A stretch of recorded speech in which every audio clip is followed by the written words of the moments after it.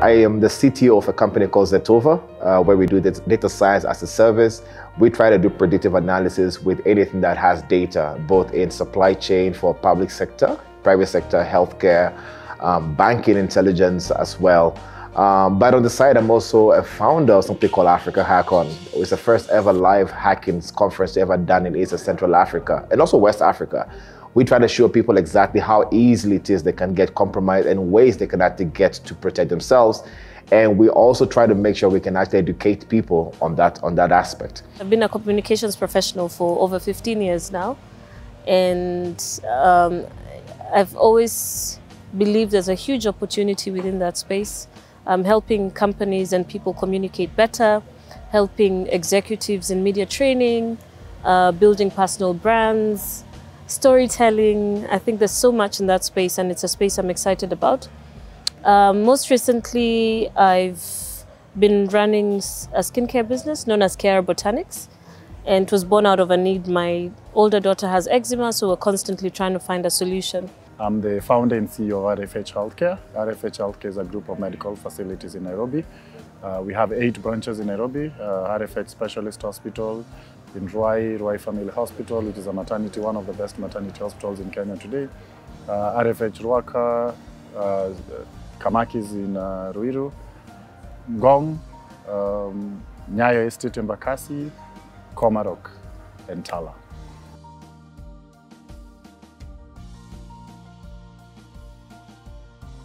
Starting a business is hard because I feel that nobody really trains you to be an entrepreneur.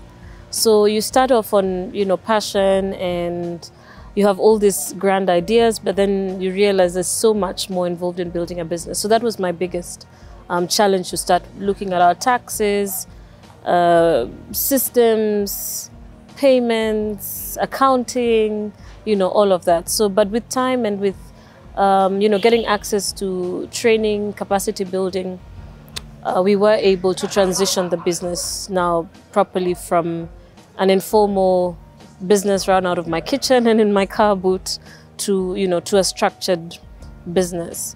Capital, of course, which has always been a challenge, but we found ways of working around that mostly through savings, and now the business is able to sort of take care of itself financially. There's this misconception that business is capital.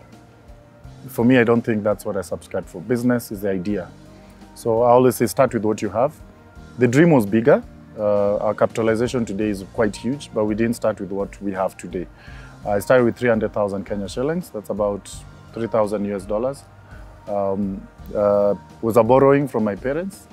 Along the way, I got borrowing from friends, my girlfriend, just everyone and anyone around me who had a belief in me. That's how we were able to start. Then from there, we built onto it one by one, step at a time, plowing back everything into the business. I always say if there's a gap that needs to be filled, start with the little you can, with the smallest market you can, and then build over it towards working towards your dream. We're not where we want to be, but at least we are somewhere right now.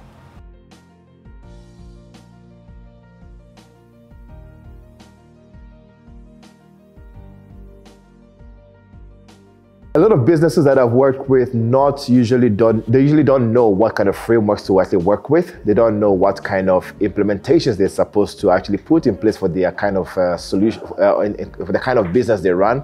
Majority of them don't know what solutions to even use. So they buy every product, they buy every vendor that comes to them saying, hey, this is the best firewall, and they buy it. This is the best antivirus, and they say, look, it's the one that has to work. So for the fact that they don't engage a lot of cybersecurity experts, they don't know exactly what to buy. So they end up buying the wrong thing. They end up having too many vendor solutions in the network or systems or applications. They don't have visibility. They don't know exactly what to look out for. So there's a lot of reactivity to things when it happen rather than being proactive.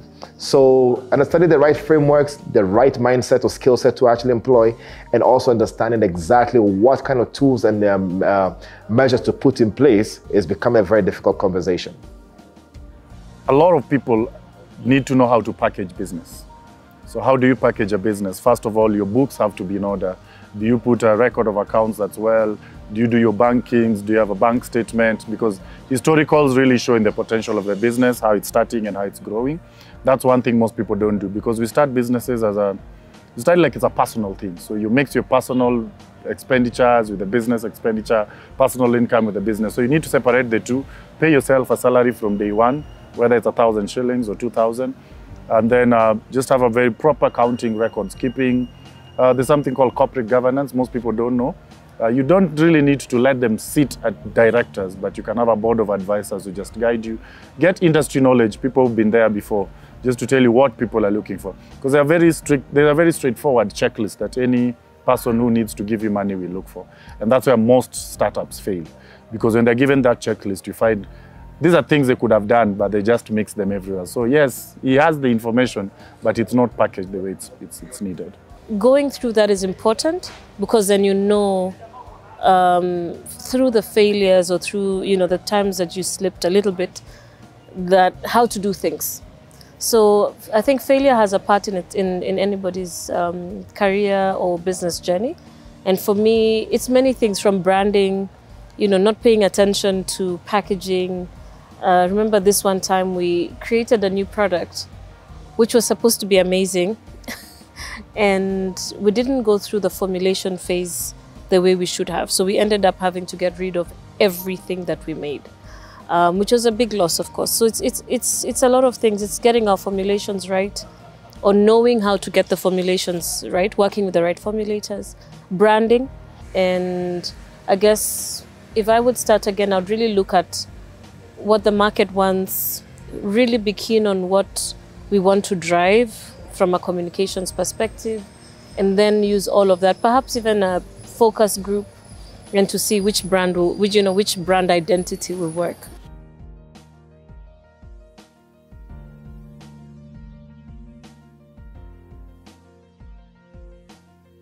I would advise an entrepreneur who is just starting out to dream big.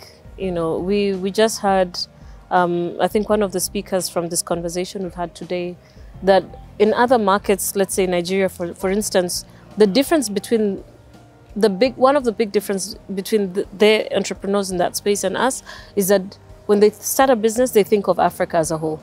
But sometimes we think so small, and we're like, no, I'll start it slowly, the business will grow, then I see where it will go. But why not? Why not look at Africa as your whole market instead of just starting, something small? So that's the advice I give myself too. I always say, stick to your dream and vision. I still believe I'm not where I would want RFH to be. So that keeps pushing me on. And then over and above that, not just the branches we've done, we've started a medical training college, we started a pharmaceutical business, we've started a microinsurance. Along the way, as you start a business, there are other opportunities that come along the way that you also leverage on. So it's just being committed to your dream and vision. Unfortunately, most entrepreneurs, once the money starts coming in, then you're all over, you want to build apartments, you want to buy land. So you become, your attention gets distorted and you shift your attention into many other things. But if you stay true and committed to your dream and vision, you'll always have your business growing. Every business has to assume they have been compromised. If you don't assume that you have been compromised, you're going to start thinking it will only happen to you later. So assume you have been compromised, because majority of the time, you don't even know that you have been compromised or somebody's in your network or systems. So assume you have been compromised, and they can change your mindset of exactly how you're going to deal with them.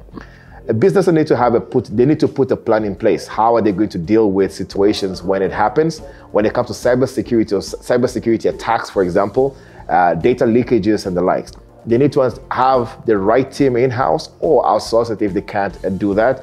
They need to have the right expertise, and that conversation needs to start from the top. I talk about three things that I usually say: people, processes, and technology are the ways that actually govern how a company goes. The people that are involved, the processes that they take to make sure they're secure, the technology that you can use to actually make sure that you're securing the entire company. But there's one more thing which governs all the three: control. What controls do you have to put in place to make sure that the right people are there, they're being watched in a very good way, the right technology is being put in place as well, and the right processes are actually being put into the company to make sure they are always resilient.